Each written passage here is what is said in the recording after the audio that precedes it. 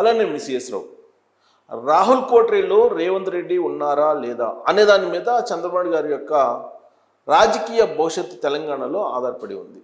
ఆయన రాబోయేటువంటి రోజుల్లో తెలంగాణలో బాద్షాగా ఉంటారా లేదంటే అసలు ఎంటర్ కారా అనేది కూడా ఆధారపడి ఉంది. అందుకే ఫామ్ హౌస్లో ఉన్నటువంటి కేసీఆర్ అన్నీ అబ్జర్వ్ చేస్తున్నారు. అయితే రాహుల్ గాంధీకి ఈ మధ్యకాలంలో రేవంత్ రెడ్డి గారు దూరం అయ్యారు అనేటువంటిది వినిపిస్తోంది. రాహుల్ గాంధీ గారి కోటరీలో రేవంత్ రెడ్డి గారు ఉన్నారు అని చెప్పి కొంతమంది అంటుంటే, లేరు, ఆయన దూరంగా పెట్టారు, సీఎం పదవి నుంచి కూడా తొలగించబోతున్నారు రేవంత్ రెడ్డి గారిని అనేది మరికొందరు చెప్తున్నటువంటి మాట. అయితే తాజాగా రాహుల్ గాంధీ గారు చేసినటువంటి వ్యాఖ్యలను ఎవరికి వాళ్ళే అనుకూలంగా తీసుకుంటూ ఉన్నారు. దేశవ్యాప్తంగా కాంగ్రెస్ పార్టీలో ఉండేటువంటి కొంతమంది బీజేపీ తోటి టైఅప్ అయి ఉన్నారు, కాంగ్రెస్లో ఉంటూ బీజేపీ కోట్లుగా వ్యవహరిస్తున్నారు అనేటువంటి అభిప్రాయాన్ని రాహుల్ గాంధీ గారే వ్యక్తం చేశారు. సరిగ్గా ఈ పాయింట్ దగ్గరే రేవంత్ రెడ్డి గారు బీజేపీ కోవట్టు, నరేంద్ర మోడీ గారిని పెద్దన్న అన్నారు, నరేంద్ర మోడీ గారిని ప్రశంసిస్తూ ఉన్నారు. ఇలాంటి అంశాలను తీసుకొస్తూ బీజేపీకి పెద్ద కోవట్టు కాంగ్రెస్ పార్టీలో రేవంత్ రెడ్డి గారే అనేటువంటి ఒక అభిప్రాయాన్ని ప్రజల్లోకి బలంగా తీసుకెళ్తుంది బీఆర్ఎస్ పార్టీ. దానికి కారణం లేకపోలేదు. రేవంత్ రెడ్డి గారిని ఎంత బలహీనపరిస్తే అందుక బీఆర్ఎస్ పార్టీ బలపడుతుంది అనేటువంటి ఒక అభిప్రాయం ఉండొచ్చు. పైగా రేవంత్ రెడ్డి గారు ముఖ్యమంత్రిగా ఉంటే బీఆర్ఎస్ పార్టీ ఏమీ చేయలేదు. అదే రేవంత్ రెడ్డి గారి బదులుగా ఎవరున్నా ఆ ప్లేస్లో కాంగ్రెస్ పార్టీ వాళ్ళు ముఖ్యమంత్రి అయినప్పటికీ కూడా బీఆర్ఎస్ పార్టీకి అంతగా ఆందోళన హైరాణ పడాల్సినటువంటి అవసరం ఉండకపోవచ్చు. అందుకే ఇప్పుడు రేవంత్ రెడ్డి గారిని వీలున్నంత వరకు రాజకీయంగా బదనాం చేయాలి, ఆయన వీలున్నంత త్వరగా దిగిపోతున్నాడు అనేటువంటి ప్రచారాన్ని బలంగా తీసుకెళ్ళాలి. అందుకే రాహుల్ గాంధీ గారు ఈ మధ్యకాలంలో రేవంత్ రెడ్డి గారికి అపాయింట్మెంట్ ఇవ్వట్లేదు అనేటువంటి ఒక ప్రచారాన్ని బలంగా తీసుకెళ్ళింది బీఆర్ఎస్ పార్టీ తెలంగాణ సమాజంలోకి. అది నమ్ముతూ ఉన్నారు కూడా. కానీ రెండు ఇన్సిడెంట్లు నేను గుర్తు చేస్తాను. రాహుల్ గాంధీ గారి కోటరీలో రేవంత్ రెడ్డి గారు ఉన్నారు అనడానికి ఉదాహరణలు. ఒకటి, మాజీ ప్రధానమంత్రి మన్మోహన్ సింగ్ గారి అంత్యక్రియలు. ఆ సందర్భంగా రాహుల్ గాంధీ గారు రేవంత్ రెడ్డి గారిని పిలిచి ఆయన పక్కనే నుంచోబెట్టుకున్నారు వాహనంలో, అంత్యక్రియలు జరుగుతున్నటువంటి సందర్భంలో.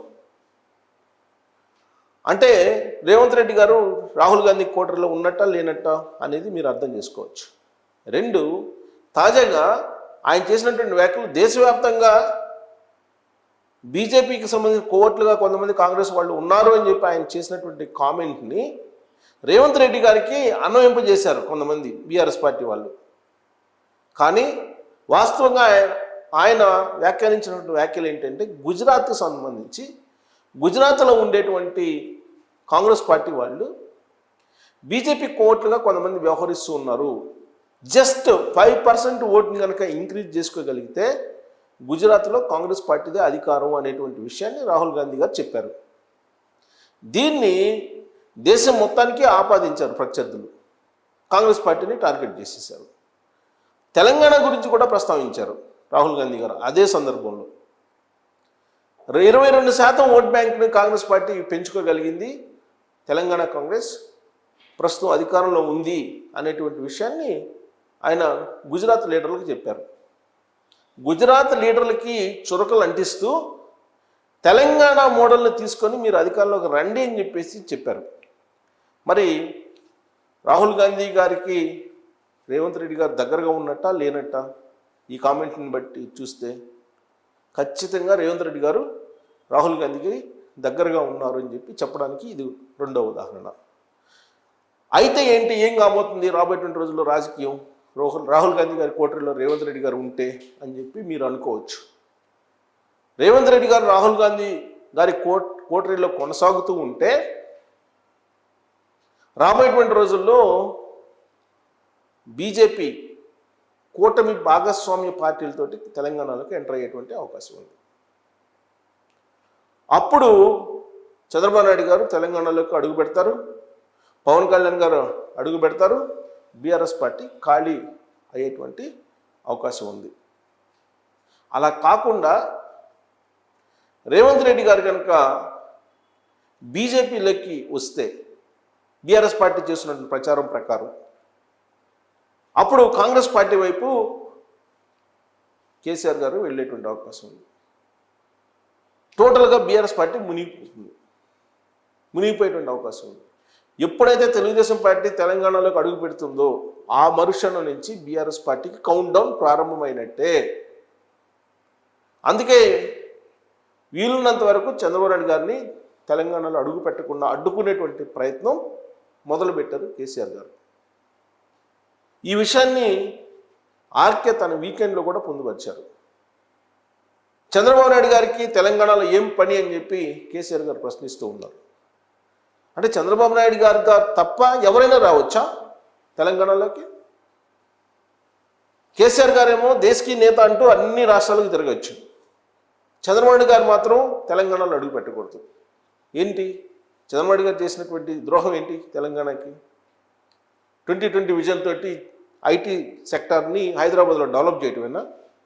ఇవాళ హైదరాబాద్లో కానీ లేదా తెలంగాణలో కానీ భూముల రేట్లు ఈ స్థాయిలో ఉండటానికి కానీ లేదా తలసరి ఆదాయం భారతదేశంలోనే టాప్గా ఉండటానికి కానీ చంద్రబాబు గారు కారణం కాదా అనేటువంటి విషయాన్ని హరీష్ రావు గారు, కేసీఆర్ గారు, కేటీఆర్ గారు, వాళ్ళ కలగొండ ఫ్యామిలీ గుండె మీద చేసుకుని చెప్పాలి. బహుశా ఉమ్మడి ఆంధ్రప్రదేశ్లో ఎవరికైనా న్యాయం చేశారు చంద్రబాబు గారు అంటే ఖచ్చితంగా తెలంగాణకి న్యాయం చేశారని చెప్పి చెప్పచ్చు. ఇది ఏ ఆర్థికవేత్తను అడిగినా, ఏ సామాజికవేత్తను అడిగినా, ఏ రాజకీయవేత్తను అడిగినా చెప్తారు. సీనియర్స్ని అడగాలి, సీనియర్స్ని అడిగితే చెప్తారు. చంద్రబాబు నాయుడు గారు తెలంగాణకి ఏం చేశారు ఉమ్మడి ఆంధ్రప్రదేశ్ ముఖ్యమంత్రిగా ఉండి అనేటువంటి విషయాన్ని ఎవరైనా చెప్తారు. నర్సిరెడ్డి గారు చెప్తారు, రేవంత్ రెడ్డి గారు చెప్తారు, ఇంకా కొంచెం సీనియర్స్ని అడిగితే చెప్తారు. చాలామంది సీనియర్స్ ఉన్నారు. మరి చంద్రబాబు నాయుడు గారిని తెలంగాణకి ఏం పని, తెలంగాణలోకి ఏం పని ఆయనకి అని చెప్పి ఎందుకు కేసీఆర్ గారు అంటున్నారంటే, కేసీఆర్ గారు బీఆర్ఎస్ పార్టీని క్లోజ్ చేసుకోవాల్సి వస్తుంది, తెలుగుదేశం పార్టీ తెలంగాణ ఎంటర్ అవుతాయని చెప్పి తాజాగా ప్రశాంత్ కిషోర్ గారు ఒక సర్వే ఇచ్చారు. ఆ సర్వే చూసిన తర్వాత ఫామ్ హౌస్లో ఉన్నటువంటి కేసీఆర్ గారికి నిద్ర పట్టడం లేదు అనేది బీఆర్ఎస్ పార్టీలో ఉండేటువంటి వాళ్ళే చెప్తున్నటువంటి మాట. అందుకే బీఆర్ఎస్ పార్టీలో ఉండేటువంటి చాలామంది లీడర్స్ చంద్రబాబు గారితో టచ్లో ఉన్నారు. ఈ విషయాన్ని గమనించినటువంటి కేసీఆర్ గారు బీజేపీకి చంద్రబాబు గారిని దూరం చేయాలి అనేటువంటి ఒక ప్రయత్నం చేస్తూ ఉన్నారు. ఆ ప్రయత్నం ఫలించేటువంటి పరిస్థితులు కనిపించట్లా. ఇప్పుడు రేవంత్ రెడ్డి గారు బీజేపీలోకి వెళ్తున్నారు, గురు శిష్యులు ఒకటి అవుతున్నారు అని అంటే బీఆర్ఎస్ పార్టీకి ఏదో ఓట్ బ్యాంక్ పెరుగుతుంది అనుకుంటూ ఒక ప్రచారాన్ని చేస్తున్నారు. రాహుల్ గాంధీతో దూరంగా ఉన్నారు రేవంత్ రెడ్డి గారు అనేటువంటి విషయాన్ని ఆయన ప్రొజెక్ట్ చేస్తూ ఉన్నారు. సో ఆయన ప్రొజెక్షన్స్ వర్కౌట్ అయ్యేటువంటి పరిస్థితి లేదు. రాబోయేటువంటి రోజుల్లో తెలంగాణ భాష చంద్రబాబు గారు కాబోతున్నారు అనే దానికి ఢిల్లీ నుంచి బీజేపీ పెద్దలు ఇస్తున్నటువంటి సంకేతాలే నిదర్శనం. సో కాబట్టి నో ఎంట్రీ బీజేపీ దగ్గర బీఆర్ఎస్ పార్టీకి. ఇప్పటికే ప్రయత్నాలు చేశారు, వైఫల్యం చెందారు.